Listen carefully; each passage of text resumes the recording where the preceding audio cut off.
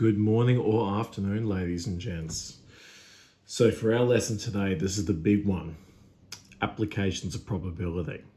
You'll notice from some of the board work content before, there's certain things that go applications of permutations, applications of combinations. This is effectively a combination of both. I'm going to be pointing out exactly which ones are which, and obviously we'll be having to do a little bit of working out to figure out which ones they're going to be. So for today's learning goal, we'll be recognizing how to apply the knowledge of permutations and combinations for solving probability problems where there are equally likely outcomes. So for some of the key things we need to call in, and this is going back to the junior stuff, so anything you would have learned from year 10 backwards there. So first up, sample space. A set of all possible outcomes. I have no idea why I've rubbed it out here, but set of all possible outcomes. For the event, a subset of the sample space. Probability, the likelihood of a favorable outcome occurring, of an event, occurring. And finally, for our classic form, P for probability of event equaling the favorable outcome over the total outcomes. This is the basic probability formula. I know you're probably thinking, sir, we've been looking at permutations and combinations. How is this relevant now? You're going to see it as we go through. So, for our very first example, we're going to aim to calculate the probability of getting an ace of spades when drawing 5 cards from a standard deck. Guys, before I continue on with every one of our examples, I want you to read the question with me, pause the video, try and work it out on your own before you keep watching through. So give this a pause, give it a shot. Okay. So what do we know so far? We know that for 5 cards, we know that if we have a normal deck, we're going to have a collective of 52. So our first N value will be 52. And our restriction, a hand of 5. Restriction for 1 will have to be 5.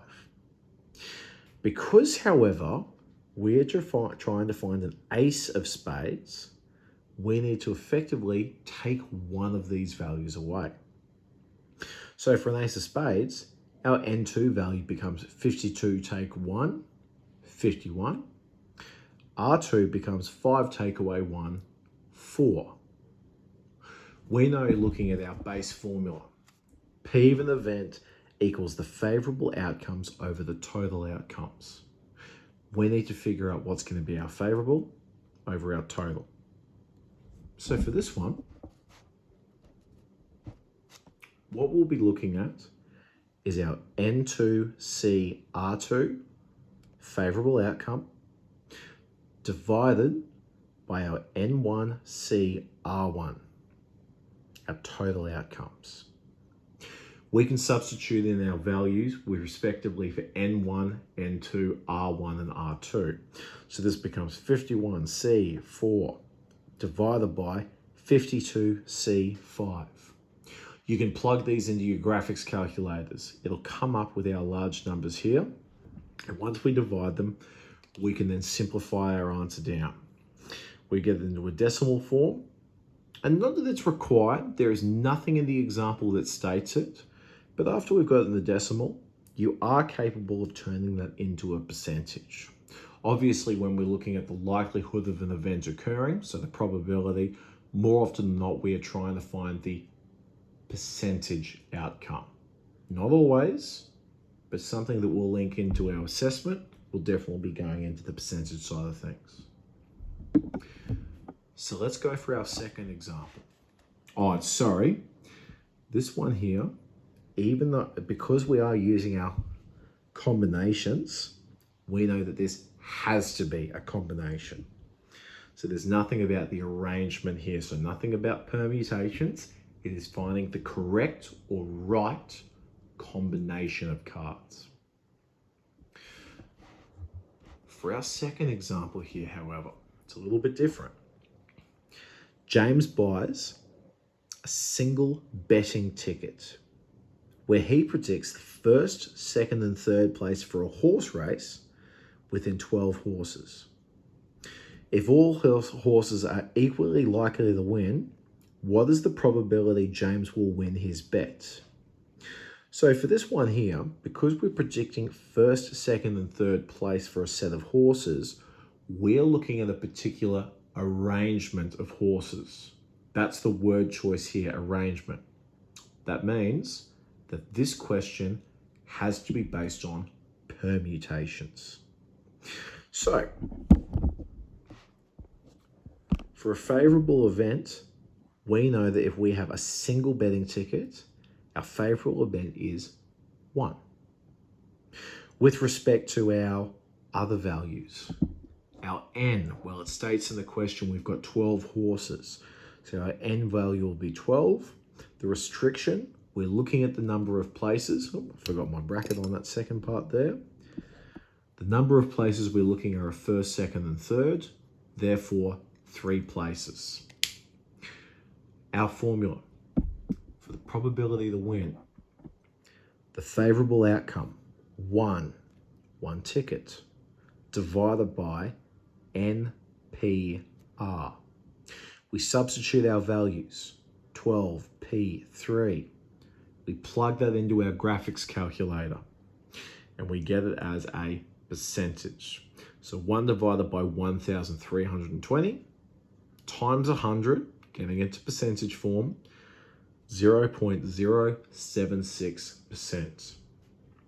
With these questions, ladies and gents, you're going to recognize I've clearly not put that worded answer, but I feel like everyone in this course, especially by the time we get to this video, is more than capable of recognizing that single sentence answer that would be required of you. So let's jump on to our third example.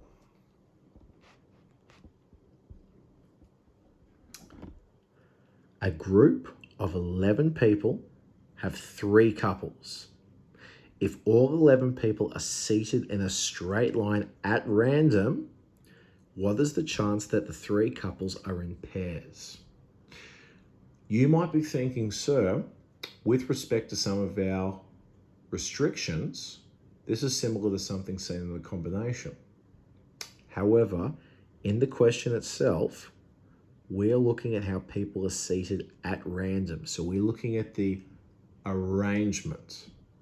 Therefore, this question has to be a permutation. So we've got a group of 11. That means our N value will be 11. And keeping that in mind, N factorial must be 11 factorial.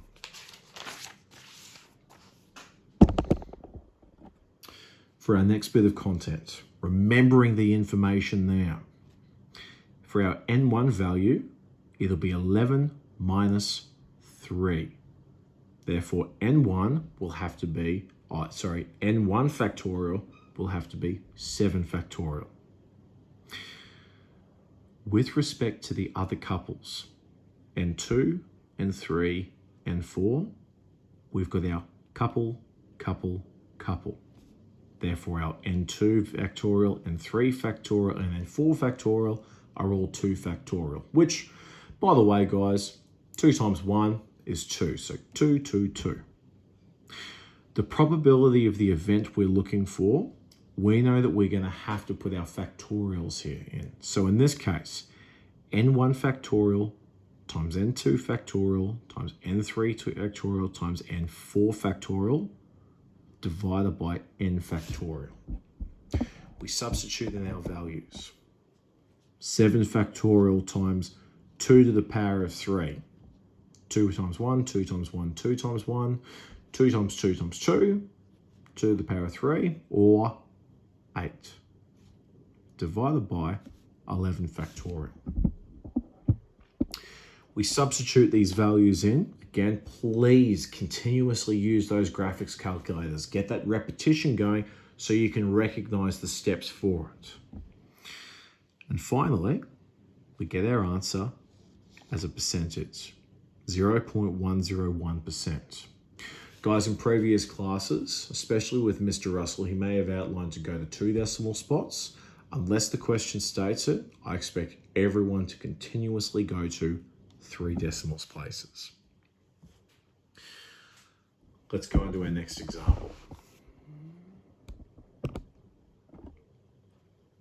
The first 10 letters of the alphabet are put on cards and played in a hand. 5 letters are pulled out to make a word.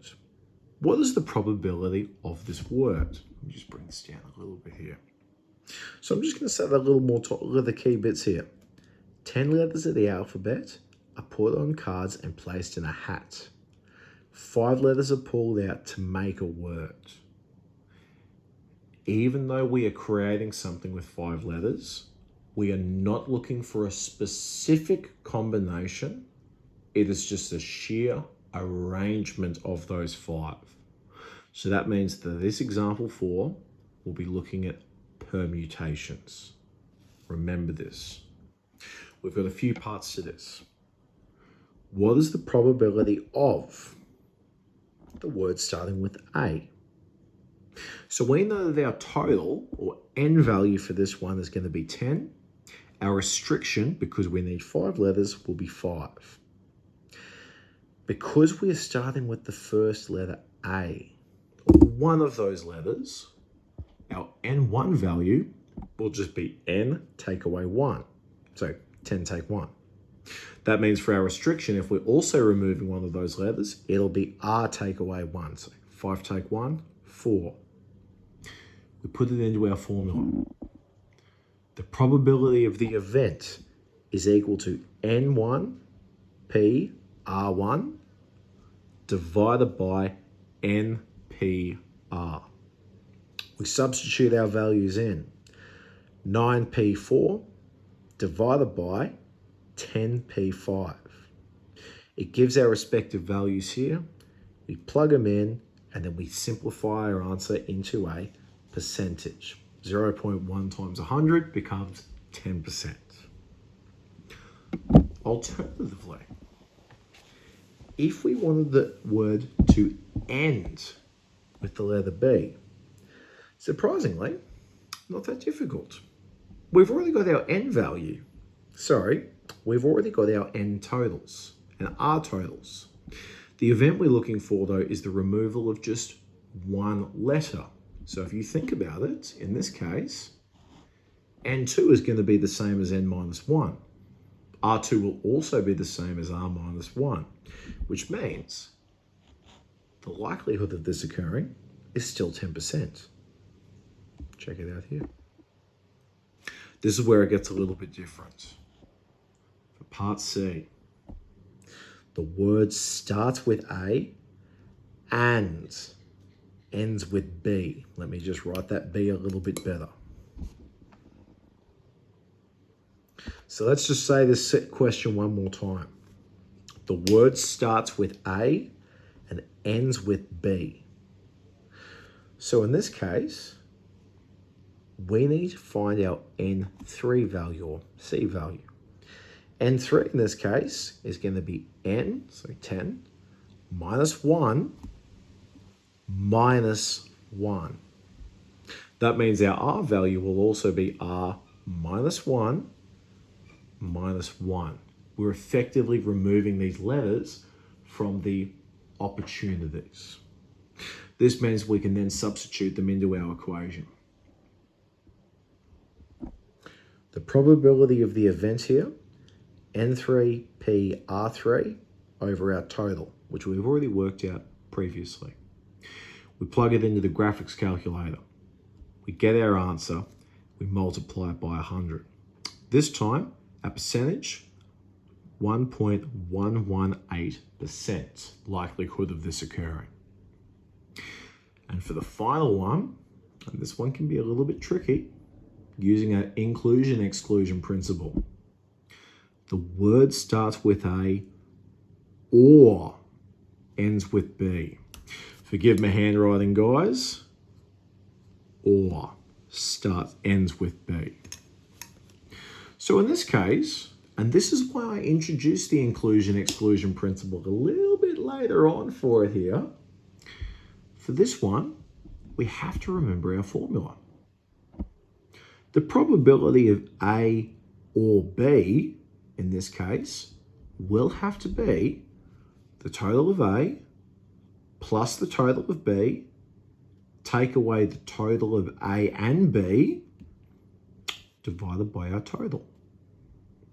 We substitute our values that we've already been given. We simplify them down, and then we turn it into a percentage.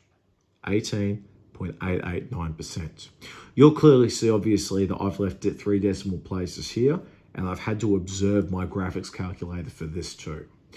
I would suggest make sure you keep your graphics calculator out so you can still go to those 3 decimal places.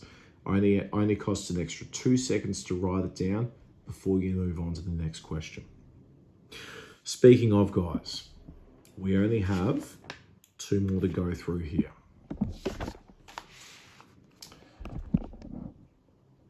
Example 5. This one gets tricky. How many arrangements of the letters from the word exceptional can be made from 3 vowels and 2 consonants? This one's one of the more tricky ones. It says the word arrangement, and usually that means that we have to look at a permutation. But it's here. We need something that has a combination of 3 vowels and 2 letters. So in this case, we have to assume that this question is based on a combination. So first up, when we look at our information, the number of vowels in the word exceptional is 5. The number of different vowels in this one is 3. Sorry, bad word choicing there. The number of vowels is 5. The number we require is 3. My apologies, students. With respect to our consonants, the number is 6. The consonants we require is 2. Finally, the number of letters we have is 5, which will mean our number factorial will be 5 factorial. We can then plug this into a formula that we can use.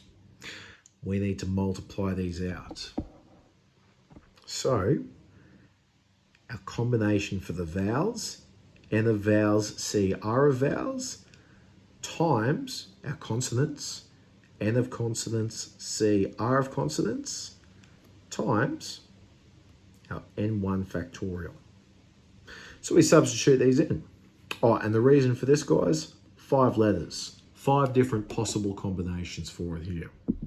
So it becomes 5C3, 10, times 6C2, 15, times 5 factorial, 120, which gives our answer at 18,000.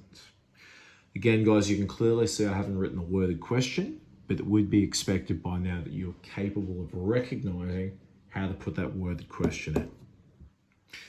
The very final example we're going to go through here, this one's going to take a little bit of time, and there's 2 components to it.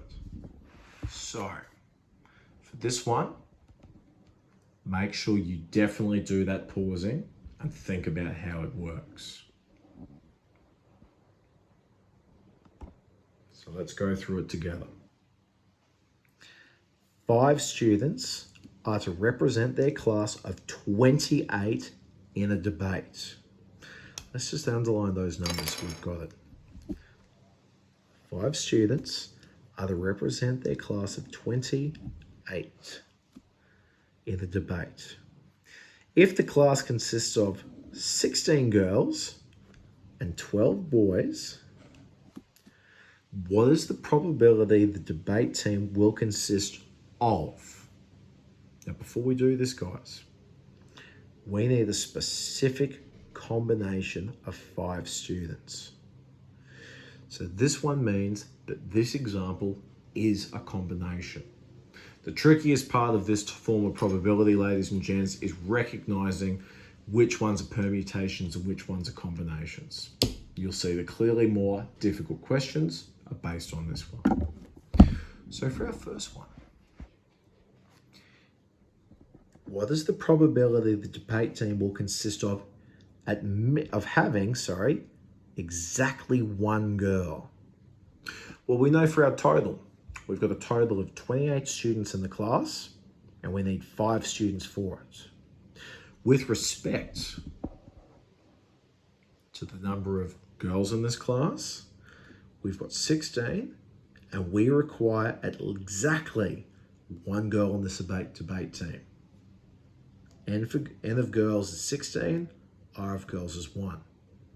That means for the boys, our N of boys is 12. It's listed up here already. But the N of boys on the team has to be the total take away 1. 5 take 1 is 4. The probability of the event we're after here in this case, exactly one girl. We put our total down here. And then we have to multiply our opposite points here. The girls multiplied by the boys. We substitute our values in. For the total, 28C25. For our girls, 16C1. Boys, 12C4. Plug these in, multiply them out, and it gives our answer at 8.056%. The next one, a little bit trickier because we're going to be using something from that inclusion-exclusion principle. At least 2 girls. Now I've written a little blurb here. We're going to go through it together. So since the team would contain potentially 2, 3, 4, or 5 girls, numbers are going to be a little bit tricky. So if we wanted exactly 2 girls, we've got our combination for the boys and combination for 2 girls, timesing them here. If potentially though we had 3 girls, because it just said the minimum of 2, it starts to change. 12 boys see 2 times 16 for girls see 3. Expands out. For exactly 4 girls, continues through. For exactly 5 girls, it continues through. What we want to do is add all of these values up and then divide it by our total, because we are looking at all the probabilities of having potentially at least 2 girls on this team. So our formula is adding all of these exacts up, divide them by the total, plugging it in, and then getting our answer. In this case, our answer is quite large. Obviously, when you've got a majority of women or girls in the classroom, it means the likelihood, of course, will be increased. So you can see in this case, the likelihood of having at least 2 girls on this team is 91.136%. Guys, this video is one of our longest because obviously it takes time to recognize those key differences between permutation probability and combination probability.